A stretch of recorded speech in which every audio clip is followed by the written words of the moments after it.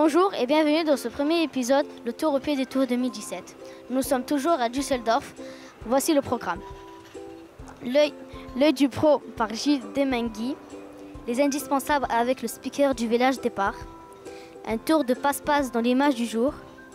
L'interview d'un ex-champion du monde de cyclisme. Le défi des caravaniers en compagnie de Vittel. Et enfin, l'état de main vu par Frédéric Brendel.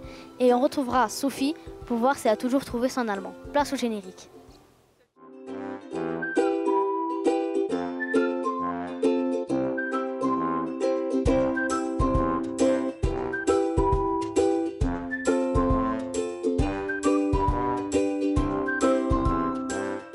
Bonjour. Bonjour. Même sous la pluie, on est quand même fini. Es-tu contente de nous voir? Je suis toujours contente de voir les médias pitchouns. C'est toujours un vrai plaisir. Bon, ça fait quand même longtemps, non? Ça fait 1 an, mais ça passe très très vite. Et que ce soit au Mont-Saint-Michel ou ici en Allemagne, je sais que je vous revois toujours au grand départ. Bon, je prends des nouvelles de Mathilde et on se retrouve tout de suite pour l'aide du pro.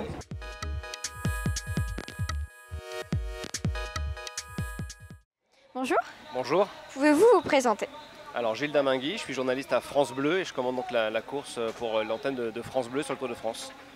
Alors, est-ce que vous pouvez nous parler un peu de l'étape d'aujourd'hui? Alors on a eu donc la victoire de Geraint Thomas qui est un coureur britannique, un gallois, qui est un équipier de Chris Froome et qui est c'est pas vraiment une surprise de le voir gagner aujourd'hui parce que c'est un spécialiste de la piste, c'est un ancien poursuiteur, il n'avait encore jamais gagné d'étape sur le Tour de France, c'est sa 7e participation et on a vu le bilan qu'on peut faire cet après-midi, c'est que l'équipe Sky frappe fort avec 4 coureurs dans les 8 premiers, ils avaient bien préparé leur coup, Chris Froome est le mieux placé dans cette première étape de tous les favoris. On a vu que Nairo Quintana, Alberto Contador, les Français, Romain Bardet, Thibaut Pinot étaient beaucoup plus loin au classement de cette étape, même si les écarts ne sont pas encore très très importants. Donc l'équipe Sky avait bien préparé son coup. Est-ce que la météo a beaucoup influé sur le classement ou on s'y attendait un peu?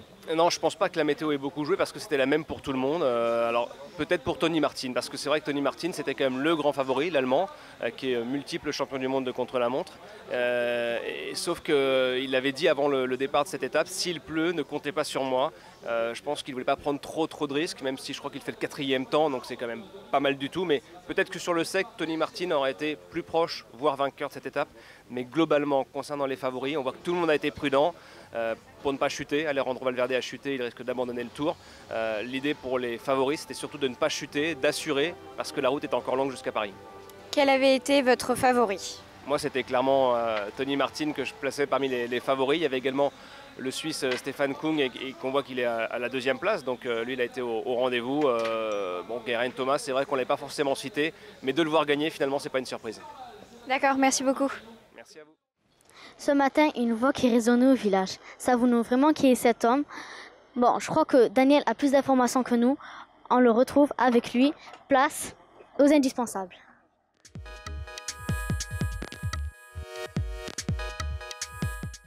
Bonjour. Salut, En quoi consiste ton rôle sur le village de départ? boire, manger et puis dormir dans l'herbe. Non, faut être sérieux. Faut être sérieux. Mon but, quel est-il finalement? Il est celui de mettre en valeur les partenaires qui sont présents et qui accueillent du public ou leurs clients et faire en sorte qu'ils se sentent bien dans les meilleures conditions pour pouvoir ensuite assister à la course. Depuis quand es-tu sur le tour? Depuis aujourd'hui. C'est la première fois de ma vie que je viens sur le Tour de France, donc je découvre, et alors je l'ai vécu comme spectateur, comme beaucoup d'entre nous, et pour la première fois je le vis de l'intérieur, donc c'est la première fois. Es-tu passionné du vélo? Alors passionné, la passion c'est pas quelque chose qui soit génial, j'ai envie de dire est-ce que j'apprécie? Oui, j'apprécie le Tour de France, et maintenant où je le vis de l'intérieur, ça donne un écho incroyable et ça me donne encore plus envie de le vivre. As-tu des souvenirs d'enfance du Tour de France? Oui, c'est une bonne question. Et on a un quart d'heure. Oui, non, quand j'étais petit, je crois que c'est mon oncle qui m'a amené dans les montagnes pour assister à une étape. Donc finalement, tu passes des heures pour voir 3 secondes. Mais l'atmosphère et l'ambiance sont saisissantes. D'accord, merci beaucoup. Je t'en prie, salut. Et tu viens boire un coup à la maison quand tu veux, hein, Daniel, là, t'es le bienvenu. Hein. D'accord, merci. Salut Aline, ça fait depuis 1 an qu'on ne s'est pas vu, est-ce que les pichons t'ont manqué? Évidemment qu'ils m'ont manqué. Même Maillot? Coule de source, évidemment. Attends. Bon, moi j'ai quelque chose pour toi. C'est pas vrai. C'est une carte. Tu dois la retenir. On en aura besoin pour tout à l'heure.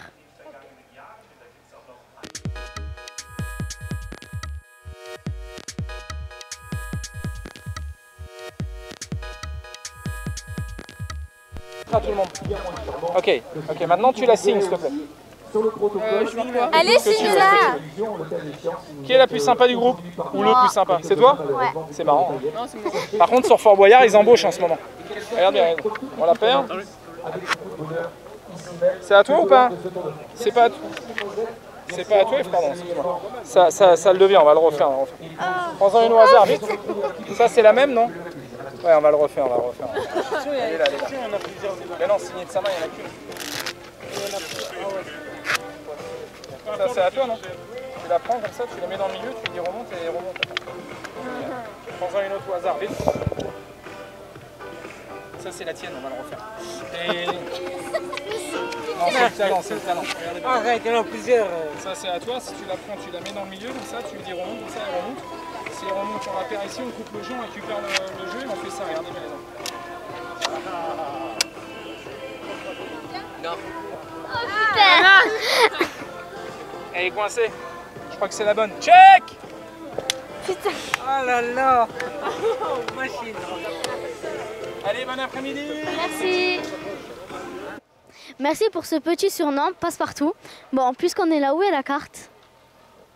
Ah non. Bon, j'avoue qu'il est fort. Bon, on retrouve encore un plus fort avec Laurent Brochard, ancien champion du monde, pour l'interview du jour.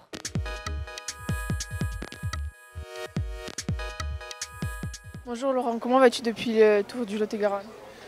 Très bien, je suis déjà très content de revenir sur les événements de vélo. Donc oui, le Lot-et-Garonne c'était une belle expérience parce que c'est une course quand même amateur. Et bon là maintenant on revient un peu plus haut niveau, d'ailleurs c'est la plus belle course. Mais j'étais très heureux déjà d'avoir été dans le Lot-et-Garonne que je ne connaissais pas très bien. Comment avez-vous débuté dans le cyclisme? Moi j'ai débuté le sport, je dirais avant tout, parce que j'ai touché à plein de choses. C'est pour ça qu'aujourd'hui je continue tout le temps. Je ne conçois pas ma vie sans sport. Donc j'ai débuté tout simplement par le biais de mes parents qui pratiquaient aussi un peu le sport. Et ensuite le vélo parce que c'était une expérience et le résultat est venu tout de suite. Sinon avant c'était de la course à pied. Voilà. Quel genre de coureur étiez-vous? Alors moi j'avais de la chance ou pas de chance, ça dépend comment on peut le prendre. J'étais très complet, donc c'est pour ça aussi que j'ai réussi à avoir de bons résultats partout, mais il me manquait toujours le petit quelque chose pour être supérieur dans certains domaines. Mais oui, j'étais rouleur, grimpeur, ça m'arrivait aussi d'arriver à faire des bons sprints, donc assez complet, tout simplement. De quelle victoire étiez-vous le plus fier? Le plus fier, il y en a beaucoup. Il y a beaucoup de victoires, effectivement, celle qui revient tout le temps par les médias et puis voilà, par la notoriété, c'est le championnat du monde bien sûr en 97 et puis l'étape du Tour surtout parce que je l'avais gagné aussi dans la difficulté et c'était un 14 juillet, donc voilà, pour moi c'est deux victoires très importantes sentimentalement. Ouais. Combien avez-vous disputé le Tour de France? J'en ai disputé 12 Tours de France. Donc ouais, c'est déjà pas mal sur une carrière de 16 ans, c'était bien. Est-ce que le cyclisme a changé depuis votre époque? Oui, là maintenant, moi ça va faire 10 ans que j'ai arrêté. Effectivement, le cyclisme a beaucoup changé, et les infrastructures aussi au niveau des équipes, la façon de courir. Et puis oui, ça s'est encore professionnalisé encore beaucoup plus, donc plus rien n'est laissé au hasard aujourd'hui, et ce qui est un peu malheureux des fois. Merci. Je vous en prie. Je te tiens, tu me tiens par la barbichette. Le premier qui rira aura une tapette. Mais qu'est-ce que tu fais, Ayoub? Je me fais beau pour le défi des caravaniers.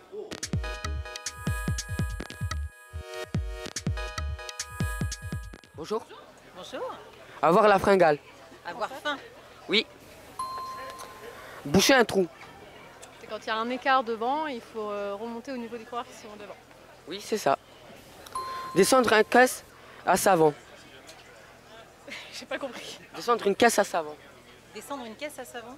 Je sais pas. Non, je sais pas. C'est descendre un col. Ah, descendre un col? Rouler à la papa. Oui, c'est ça. Sucer les roues. C'est être dans une échappée derrière le premier. Avoir les roues qui se collent. Oui, c'est ça. Chasser la canette.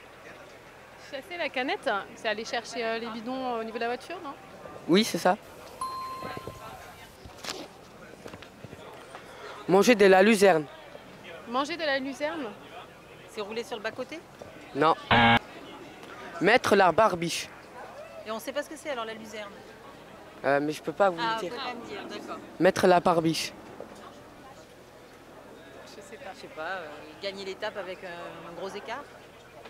Non. Rouler dans le jardin. Dans le jardin, bah, sur le bas-côté, enfin essayer de doubler par l'herbe sur le côté, non? Oui.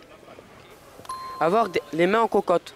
Ah, les mains en cocotte, c'est au niveau du guidon en fait. Enfin, les cocottes, c'est mon passe les vitesses. Mais on s'en sort bien. Ah, ça vous fait 7 points. Super. Sur combien? 7 sur 9. Ah bah on est bien.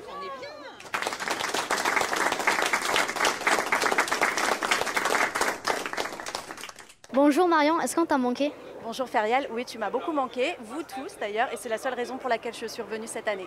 Et nous aussi tu nous as manqué. Allez, qui dit Calan dit étape de demain.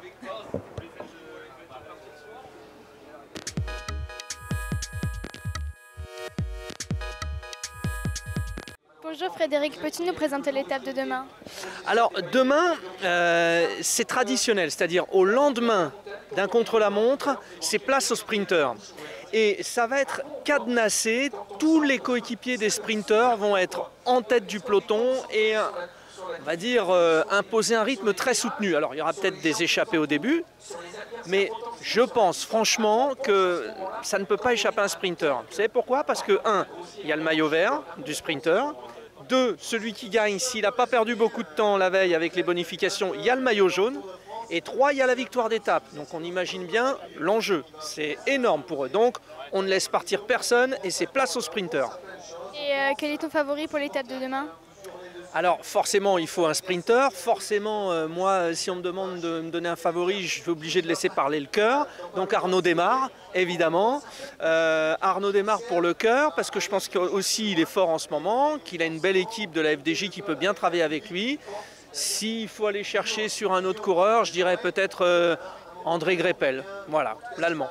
Merci. Merci. Bon, t'as trouvé ton allemand? Non, toujours pas. Et désolé pour ta parce que je devais faire mon émission. Bon allez, c'est tout, on va aller chercher. Allez. Quand c'est pas vu, est-ce que les pichons t'ont manqué? Bah évidemment, ils m'ont manqué. Même coule de source? Même... Ah, c'est aura une tapette. T'as rigolé? Bon, t'as trouvé ton allemand? Non, toujours pas. T'es un peu deg, non? Ouais. Non, attends, je recommence.